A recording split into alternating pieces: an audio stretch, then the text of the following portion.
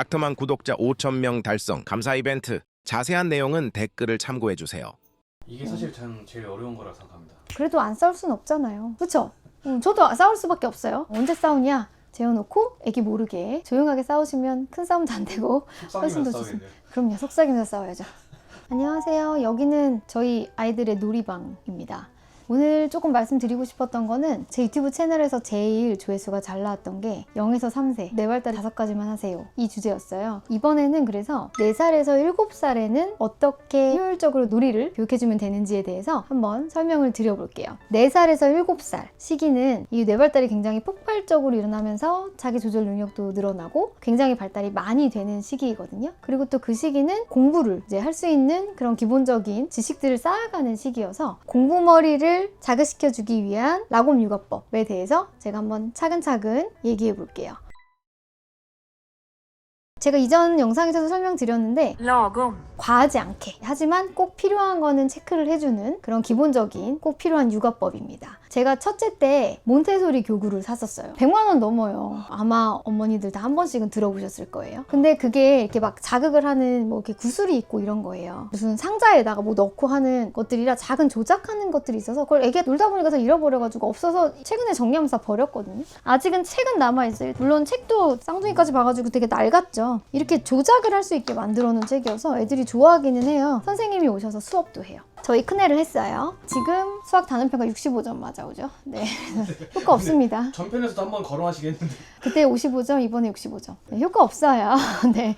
큰애를 키우면서는 교구 사고 선생님 오셔서 매주 수업하고 이렇게 다 했었는데 저희 쌍둥이 때는 포기했어요. 아, 이거 아무 소용이 없다. 그럼 비싼 교구로 아기 키우는 게 중요하냐? 절대 아닙니다. 그래서 이렇게 큰 돈 들이지 않고 진짜 중요한 것들을 우리가 지키면서 우리 아이의 공부 머리를 자극할 수 있는 라곰 육아법 지금부터 설명을 드릴게요. 제일 첫 번째 제가 강조하고 싶은 거는 집안 환경이 편안해야 돼요. 비싼 교구를 사주는 것보다 부모님들이 이게 더 지키기 힘드실 것 같은데 엄마 아빠가 싸우면 안 됩니다. 싸워가지고 막 냉랭한 환경, 이런 살얼음판을 걷는 환경 같은 거 아이가 굉장히 불안해해요. 그런 불안한 상황이 되면 다 본인 잘못이라고 생각하는 경우가 되게 많아요. 그렇게 정서적으로 불안하게 되면 아이들이 뇌 발달이 잘 안 됩니다. 또 아이들이 사실 공부를 하거나 뭔가 뇌가 자극이 돼서 되게 활발하게 이 시냅스들이 연결이 되고 하는 발달이 이루어지기가 되게 어려워요. 그래서 꼭 집안에서는 단단한 토양에서 나무가 잘 자라는 것처럼 엄마 아빠가 싸우지 않고 정서적으로 안정된 환경을 만들어 주셔서 그런 정서적인 토대를 잘 만들어 주시는 게 사실 제일 첫 번째입니다. 그래도 안 싸울 순 없잖아요. 이게 사실 전 제일 어려운 거라고 생각합니다. 그럼요. 이게 제일 어려운 거고 제일 중요한 거고 그 어떤 비싼 교구보다도 제일 중요한 문제인 거고요. 그래도 안 싸울 순 없어요. 그렇죠? 저도 싸울 수밖에 없어요. 언제 싸우냐? 재워놓고 애기 모르게 조용하게 싸우시면 큰 싸움도 안 되고 훨씬 더 좋습니다. 그럼요. 속삭이면서 싸워야죠. 진료실에서도 보면 어머님, 아버님 성격이 굉장히 편안하고 안정되신 분들은 아이 발달이 매번 올 때마다 확확 는다는 게 되게 느껴질 정도로 발달의 속도 차이가 굉장히 있는 것 같아요. 그거는 제가 직접 느낀 경험이기 때문에 이 첫 번째 육아법을 잘 지켜주시는 게 좋겠습니다.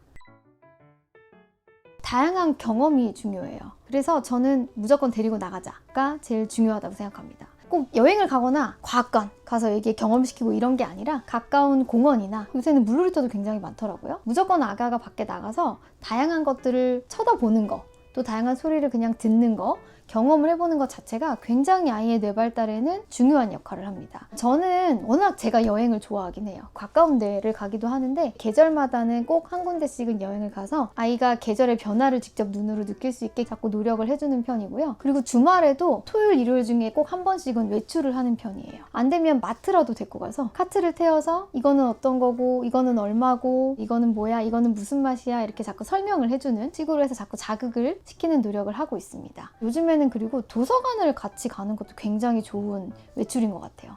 사실 그렇게 생각하면 돈은 하나도 안 들어요. 어디 뭐 되게 비싼 펜션을 가서 아기를 물놀이를 시켜주거나 이런 거를 하지 않아도 잘 주위를 둘러보시면 돈 한 푼 들이지 않고도 많은 경험을 시켜줄 수 있는 것들이 많기 때문에 그렇게 한번 잘 찾아보시는 게 아이의 뇌발달을 자극하는 좋은 방법입니다.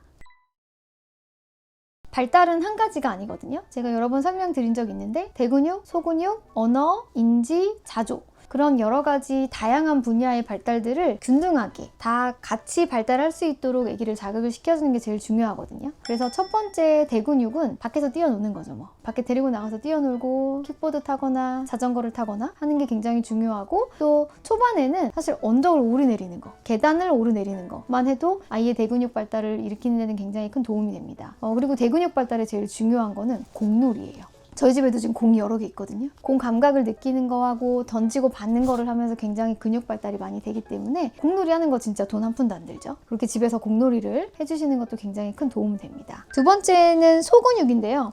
4살에서 7살 정도가 되면 이제 그리기를 할 수 있어요. 그리기는 소근육을 발달시키는 데 굉장히 좋은 활동이고요. 동그라미부터 해서 십자가, 네모 이런 식으로 그릴 수 있어요.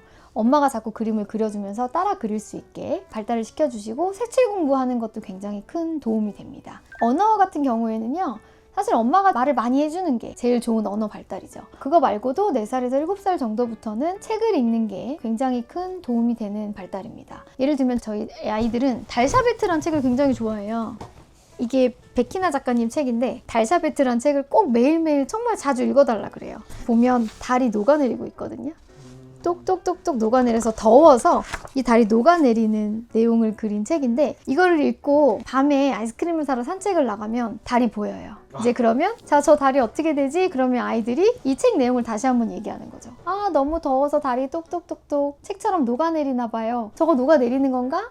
이제 이런 식으로 다시 책 내용을 상기시켜주고, 책을 한번 읽었어도 다시 한번 리마인드를 시켜주는 과정을 하고 있습니다. 그리고 이제 그 이후에 비슷한 상황이 있을 때 다시 한번 그 책 내용에 대해서 물어보고, 또 그 책 내용에 대해서 어떻게 생각하는지 다시 한번 아이가 얘기를 할 수 있게 해주시는 게 언어 발달에는 큰 도움이 될 수 있어요.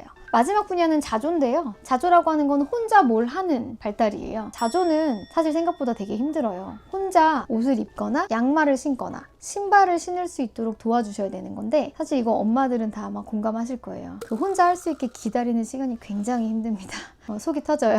저도 쌍둥이를 키우다 보니까 사실 그 시간을 기다리는 게 너무 힘들어서 자꾸 해줘 버릇하긴 하는데, 혼자 무언가를 할 수 있는 게 자기 조절 능력을 키우는데 굉장히 큰 도움이 되고요. 엄마도 인내심이 필요하지만 아이도 굉장히 큰 인내심이 필요한 과정이에요. 그래서 힘드시겠지만 꼭 혼자 무언가를 할 수 있도록 그 시간을 기다려주시고, 잘했으면 꼭 잘했다고 큰 리액션으로 칭찬을 해주시는 과정이 굉장히 좋은 발달을 자극하는 방법입니다. 이렇게 4가지 분야를 다 발달할 수 있도록 골고루 자극을 시켜주는 것이 굉장히 중요합니다. 마지막 4번째 방법은 상상놀이를 하는 건데요. 사실 이제 엄마가 옆에서 자, 뭐 만들 거야? 막 이렇게 해주시는 것보다는 이렇게 환경만 주는 거예요. 이거는 인형집이거든요. 저희 큰애 때 샀던 건데, 이렇게 인형집만 주고 본인들이 알아서 인형을 가지고 놀 수 있게 환경도 알아서 만들고, 밑에 이렇게 화장실 같은 이런 환경들도 스스로 그냥 만들고, 또 혼자 알아서 상황을 혼자 만들어가면서 상상해서 스스로 상상의 나리를 펼치면서 놀 수 있게끔 환경만 해주시고, 옆에서 그냥 지켜보거나 가끔 필요한 리액션 정도만 해주는 거로 상상놀이를 하는 게 굉장히 우리 아이들 뇌발달을 자극하는 데는 큰 도움이 됩니다. 그래서 저는 니네가 알아서 놀아 라고 하는 시간을 굉장히 많이 두는 편이고요. 저 반대쪽도 보면 화장대, 드라이기랑 다 있어요. 혼자 알아서 놀 수 있게 하고, 이것도 이제 딸 키우는 집에는 거의 다 있는 부엌놀이죠. 다 알아서 이제 요리를 할 수 있게끔 요리 재료들만 이렇게 해놓고, 상상놀이는 엄마가 막 개입을 하시는 것보다는 놀 수 있는 환경만 딱 제공을 해주시고, 혼자 알아서 재료들을 찾아서 해서 혼자 스스로 요리를 하고 상상의 나래를 펼칠 수 있는 시간을 주시는 게 뇌발달을 하는 데 굉장히 큰 도움이 돼요. 보통 어머니들이 막 뭘 가르쳐야 된다는 강박관념이 꽤 있으시거든요. 자, 1번, 2번, 3번 이렇게 숫자도 막 자꾸 가르쳐주고 싶고, 가나다도 빨리 가르쳐주고 싶고, 이렇게 하는 것보다도 우리 아이들이 이런 어떤 상황을 스스로 생각을 하고, 그 생각을 하는 거에 맞춰서 상황에 맞춰서 행동을 하고, 그거에 맞는 언어를 구사하고, 이런 것들이 아이의 뇌발달을 하고 뇌를 자극하는 데는 가장 큰 도움이 되기 때문에, 그렇게 스스로 생각할 수 있는 시간을 사실 주는 것이 굉장히 중요합니다. 이렇게 난장판인 오늘 저희 아이들 놀이방에서 해봤는데요. 사실 저는 아이를 셋이나 키우다 보니까 큰애 장난감부터 해서 쌍둥이 장난감을 이렇게 많이 사다 보니 늘어나긴 했지만, 정말 이렇게 많은 장난감이 사실 필요하지도 않고요. 비싼 교구가 필요하지도 않습니다. 비싼 거는 보통 제값한다는 말이 있는데, 비싼 게 제값한다는 것은 육아에서는 정말 틀린 말 같아요. 더 많이 채워주려는 부모의 욕심, 또 그런 조바심들을 버리고 본인이 조금 심심한 시간을 가지는, 아이가 스스로 생각할 수 있는 그런 조용한 시간들이 오히려 우리 아이의 뇌발달을 촉진시켜 줄 수 있어요. 제가 계속 설명을 드리고 있는데 라곰 육아법은 가장 원칙을 지키는 건데요. 다시 한번 설명드리지만 가장 그 중요한 원칙은 우리 아이들과 행복한 시간을 보내는 것이라고 생각하시면 될 것 같아요. 오늘도 우리 아이들과 행복한 놀이 시간을 보내시기만 한다면 우리 아이의 공부 머리 발달은 전혀 걱정하실 필요가 없을 거예요.